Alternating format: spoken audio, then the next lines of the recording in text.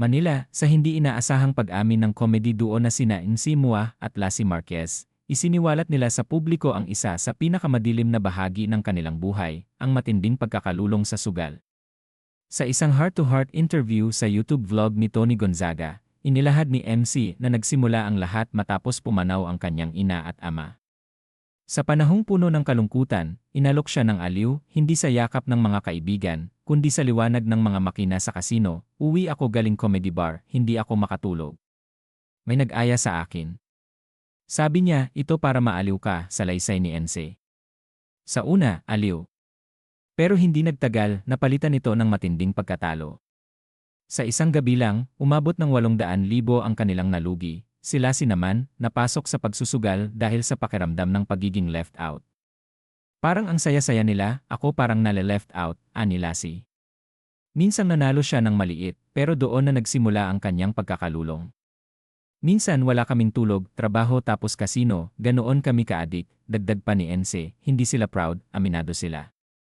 Ngunit ngayon, gusto nilang maging boses para sa iba, para sa mga taong kasalukuyang nalulugmok sa parehong sitwasyon. Sa kabuuan, tinatayang mahigit 1 milyon ang kanilang nalugi mula taong 2011 hanggang 2016 na. Ang turning point ni Lassie ay noong 2018 nang mapagtanto niyang kailangan na niyang ayusin ang kanyang buhay at makapagpatayo ng sariling bahay. Nagsimula siyang mag-ipon at unti-unting iniwan ang sugal. Ngunit bago pa siya tuluyang nakabangon, naranasan niya ang pagsasanla ng alahas, pagkalubog sa utang, at kawalan ng direksyon. Si NC naman, nalugmok din sa parehong bangungot. Isang araw, nakita na lang niya ang bank account niya, 3,000 na lang ang natira. Nasa edad na siya ng 36 pero halos wala siyang naipon. Nakita ko pangalan ko nasa taas ng signage ng comedy bar pero bank account ko wala ng laman.